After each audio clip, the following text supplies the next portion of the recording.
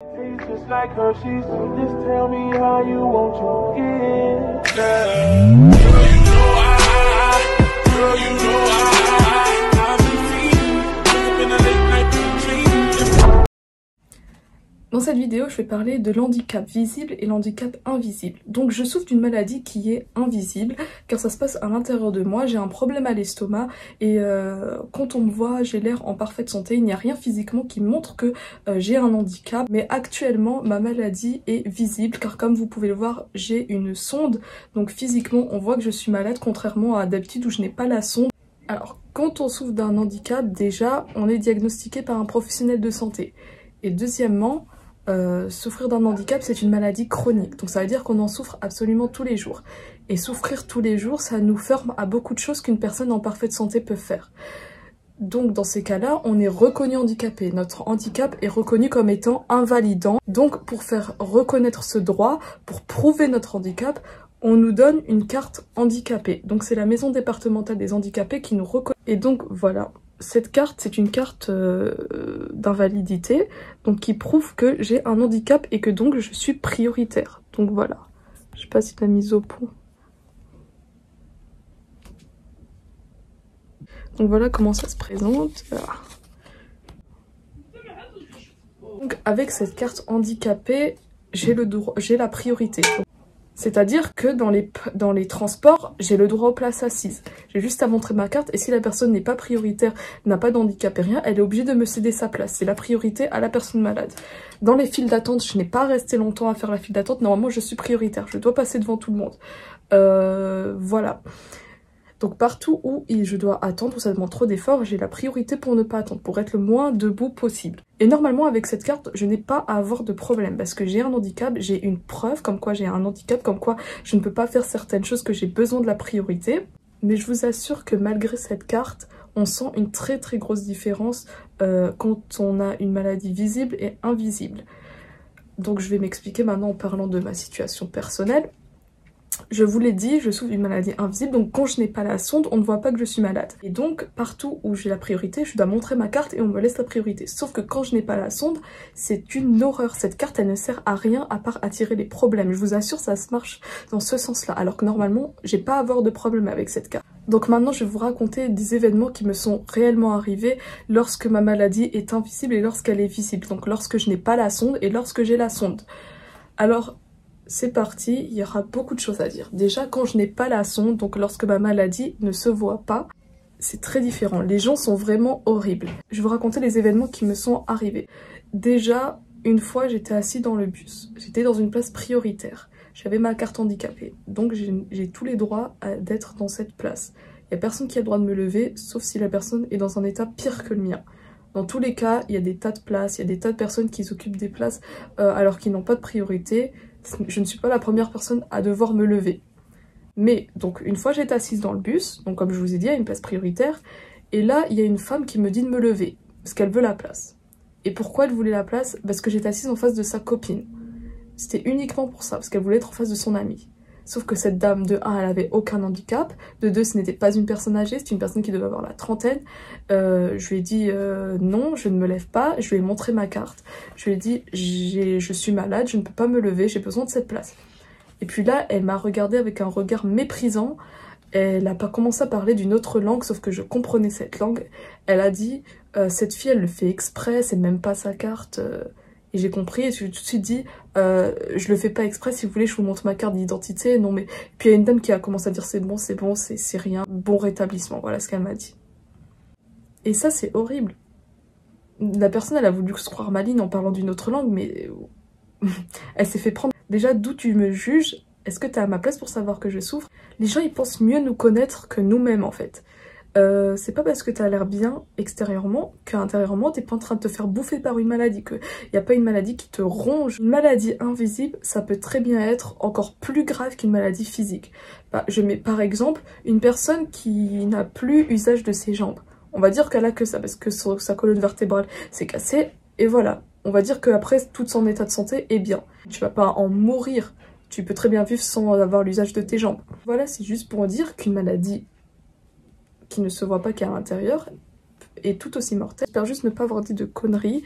Autre chose, donc déjà j'ai la priorité dans les bus, dans les places prioritaires, et j'ai aussi la priorité dans les caisses, dans les files d'attente. Donc je rappelle que dans les magasins, il y a toujours une caisse prioritaire, donc une caisse où il y aura toujours le logo handicapé. Et ça, et ces caisses-là, bon, tout le monde peut passer dessus, mais s'il y a une personne qui est en situation de handicap qui est prioritaire, tu n'as pas à t'opposer. Sauf si toi-même tu es handicapé, tu la fais attendre derrière toi, mais dans tous les cas, c'est la personne qui est handicapée, qui est prioritaire, qui doit passer, et t'as rien à dire.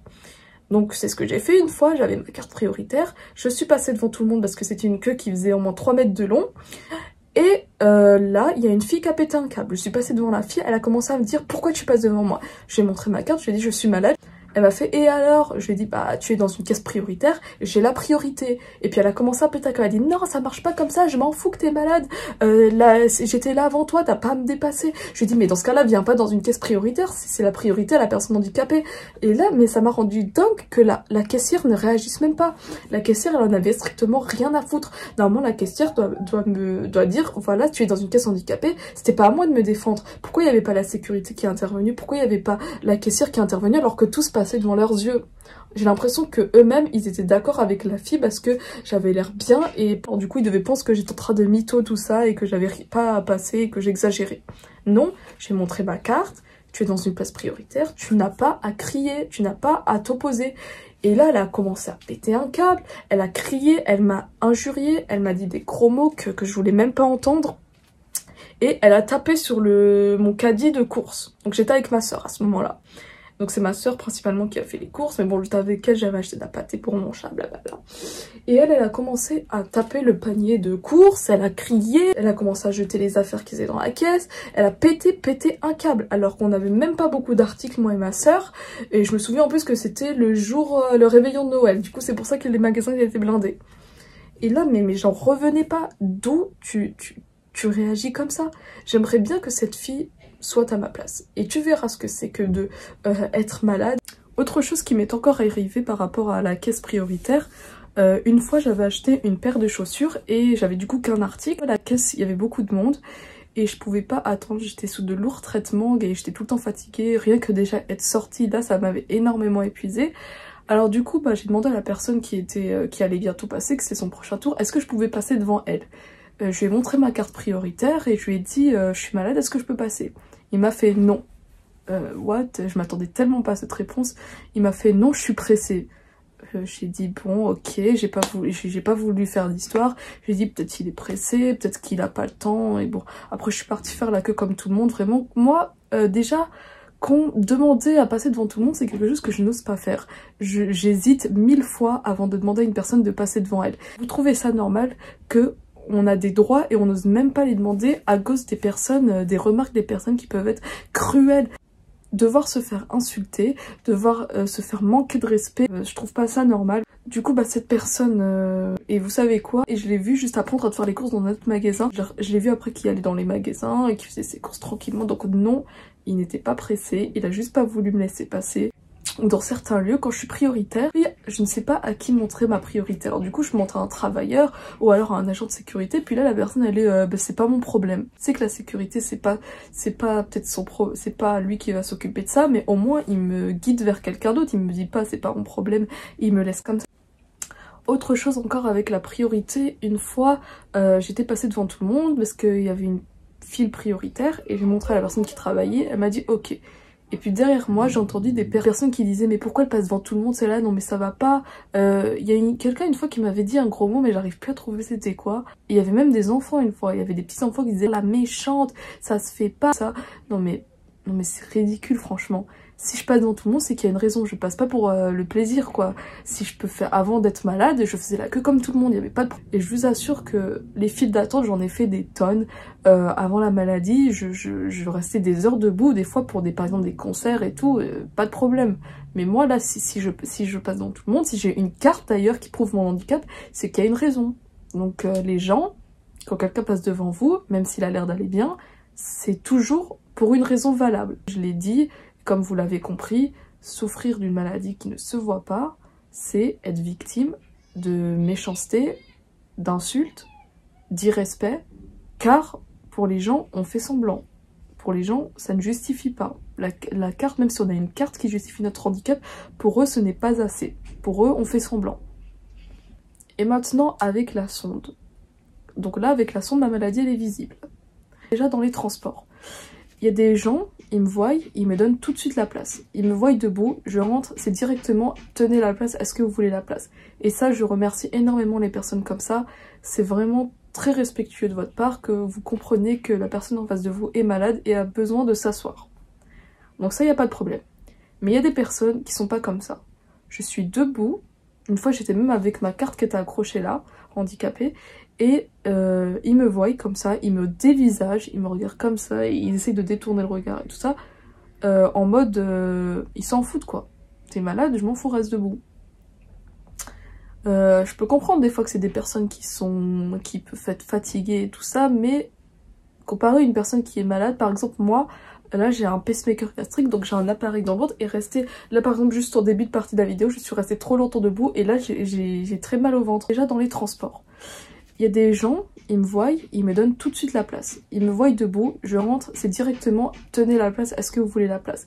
Et ça je remercie énormément les personnes comme ça, c'est vraiment très respectueux de votre part que vous compreniez que la personne en face de vous est malade et a besoin de s'asseoir. Donc ça, il n'y a pas de problème. Mais il y a des personnes qui sont pas comme ça. Une fois, j'étais même avec ma carte qui était accrochée là, handicapée, et ils me voient comme ça, ils me dévisagent. T'es malade, je m'en fous, reste debout.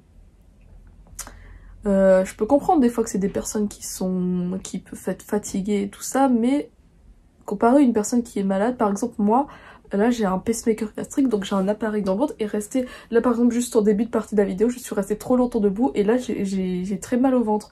Donc ensuite dans les transports, par contre, quand personne me laisse la place, j'ose pas demander. J'aime pas déranger, j'aime pas demander aux gens donnez-moi la place. Je me dis bien que quand on est assis, des fois on est fatigué, mais bon.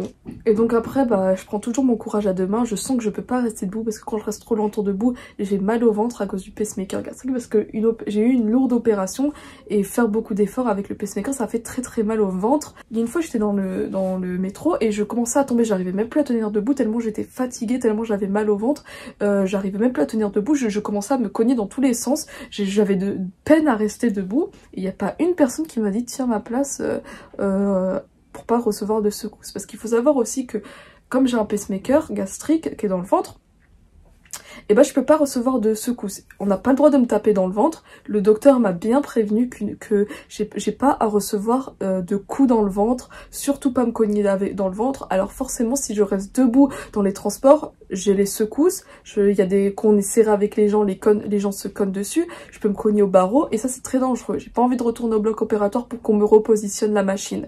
Je suis forcément obligée de rester assise. Et les personnes, ils me proposent pas. Bon, ils peuvent pas savoir que j'ai un pacemaker, mais au bout d'un moment, quand tu vois que la fille, elle est branchée à des machines parce que j'ai un sac à dos, je suis branchée, et que je reçois des secousses, j'arrive même pas à rester debout parce que je suis tellement fatiguée. Et il y a une fois, encore, j'étais dans le tramway, aux places prioritaires, et et les places prioritaires dans le tramway, elles sont...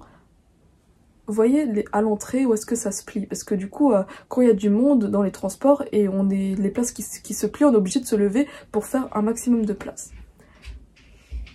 Le tramway était rempli de gens et il y avait moi qui étais assise et une autre personne qui avait un handicap. Du coup forcément elle ne s'est pas levée et moi je me suis dit, et moi j'avais encore toute une ligne, je devais m'arrêter presque au terminus, je pouvais pas me lever, rester pendant tout ce temps debout à me faire bousculer par des gens, à être serré, à être collée contre, parce que du coup j'allais être collée contre la barre qui est à côté de la fenêtre, je pouvais pas courir un tel risque, ce serait trop dangereux pour mon ventre, du coup je suis restée assise.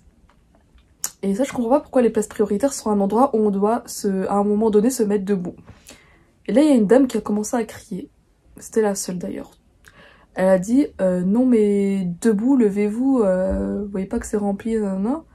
Et ma mère elle a dit non, ma fille est malade. Elle a dit et alors si elle marche, elle peut très bien rester debout. Alors déjà, j'étais partie à un rendez-vous. J'étais partie à un rendez-vous post-opératoire pour mes yeux. Et de là jusqu'au tramway, j'avais été accompagnée par mon père en voiture. Donc j'ai pas fait beaucoup de distance à pied. Et j'avais encore une très longue distance à faire en tramway. Comme je vous l'ai dit, je peux pas me faire bousculer. Bien sûr qu'il y a des gens et que j'ai pas beaucoup de distance à faire, je reste debout, il n'y a pas de problème. Je resterai pas assise si je n'en avais pas le besoin. Parce que je précise qu'avant ma maladie, il n'y avait pas de problème. Cet événement, vraiment, c'est le seul où ça s'est très mal passé. Il y a quelqu'un qui m'a crié dessus. Mais à part ça, quand j'ai la sonde, j'ai jamais eu de problème. Il y a même des fois quand je suis dans des lieux, on me dit tout de suite, ah tu es prioritaire, passe à la file prioritaire, blablabla, il n'y a pas de problème. Mais par contre, quand je suis la même personne, j'ai la même maladie, les mêmes symptômes, j'ai toujours tout la même chose. La seule chose qui change, c'est que je suis alimentée par sonde. Je suis toujours la même personne, j'ai la même maladie, au même stade, le même handicap, les mêmes symptômes, les mêmes difficultés. Donc, vous voyez à quel point le physique et tout ça, enfin, je sais pas comment expliquer, mais à quel point tout compte en fait dans cette société. T'es discriminé pour tout et n'importe quoi. Si tu as telle chose, il faut répondre à tel critère. Donc si t'es malade, il faut répondre aux critères d'aller mal, d'être physiquement malade. Mais non, tu peux être malade de tas de façons. Donc comme je me répète, comme j'ai la sonde, tout est plus simple. Partout j'ai la priorité, on me laisse. Dans les transports, c'est plus facile de demander la place. Je veux dire, derrière, je risque pas de me faire insulter. Mais sinon, quand je n'ai pas la sonde, je n'ose pas demander une place pour m'asseoir, je n'ose pas de passer devant tout le monde. Il m'arrive plusieurs fois de faire la queue pendant au moins 30 minutes alors que j'en souffre. Des fois, je me retrouve à être assise limite par terre tellement que je n'en peux plus d'être debout. Et ça devrait pas se passer comme ça. Donc au final, souffrir d'un handicap invisible, c'est se faire discriminer, avoir des jugements et surtout l'incompréhension des personnes. C'est pas quelque chose où on peut se permettre de juger alors que vous n'êtes même pas à notre place. Et bien sûr, je précise juste que ceux qui jugent, c'est des inconnus tout simplement. Bah oui, c'est des personnes qui ne te connaissent pas, qui ne vont plus jamais avoir rien à faire avec toi et qui se permettent de sortir ce qu'ils pensent. Et les gens qui jugent les personnes en situation de handicap, qui sont là à dire mais les personnes handicapées ils se plaignent tout le temps, ils sont jamais contents, je pourrais jamais être amie avec une personne handicapée, avec une personne, je pourrais jamais vivre avec une personne qui est malade au quotidien. Bah, on est des êtres humains, on a le droit de se plaindre, c'est une souffrance, on a le droit de s'exprimer, on n'est pas des déchets qui sont bons à acheter. Et à force de se faire juger, bah on a peur quoi. On a peur de... On se sent différent en fait. Dès l'instant où tu commences à avoir des jugements partout, par-ci, par-là, des remarques inhabituelles, on se sent différent. Les gens nous font nous sentir pas normal, bizarre. Et là, on se remet en question. Déjà, on a le mal-être de notre maladie et il faut que les gens nous mettent encore plus mal qu'on ne l'est déjà. Donc au final, est-ce que c'est la maladie qui est pire ou l'incompréhension des gens? Bah, au final, c'est devoir vivre avec ça, devoir vivre avec tous les jugements, accepter sa maladie, c'est dur, mais en plus on doit accepter les conneries que les gens ils nous disent, ça va pas le faire. Avant d'être déscolarisée, donc j'étais au lycée, une prof nous avait demandé si on avait des difficultés, des maladies, quelles que ce soit, qu'on l'écrive dans un papier. Ça, elle le garderait que pour elle. J'ai marqué que que je souffrais gravement psychologiquement, que j'étais suivie en psychiatrie, que j'avais peur des gens, que j'étais très très mal. Bref, dans ma tête, ça n'allait pas du tout, et que tout ce qui est social, je n'arrivais pas. C'était très dur pour moi. Elle s'en est complètement fichue. Par la suite, j'ai eu beaucoup de remarques vraiment inappropriées. On est malade et qu'on a un handicap, bah c'est très. On voit on peut pas s'intégrer aux gens. On voit qu'on est tout de suite exclu, qu'on a tout de suite jugé, en fait après on se renferme sur nous-mêmes et ça nous bloque à des tas de choses. Voilà, déjà on est en 2020, vous vous rendez compte, normalement les mentalités sont censées changer, les maladies invisibles, tout ce qui est cliché et tout devrait partir, on devrait être plus accepté, mais à croire que les mentalités n'évoluent pas assez. Donc voilà, j'espère avoir fait le tour de tout ce que j'avais à dire et surtout que même si j'oublie des choses, j'espère que vous avez compris à peu près le message que je voulais faire passer par rapport aux handicaps invisibles et visibles.